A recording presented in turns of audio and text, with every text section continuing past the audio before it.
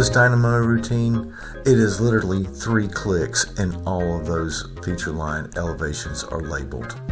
Click number 1 under your Manage tab, click on Dynamo.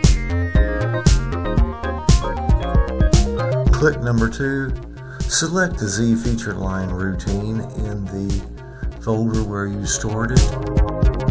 Click number 3, hit Run. Consider the Z-Label tool as just one of many new tools that you'll have inside of your Civil 3D tool chest. Because straight out of the box, yes, you get tools from Civil 3D, but you have room for lots more. And the tools that you get are often not very industry or specific for your needs.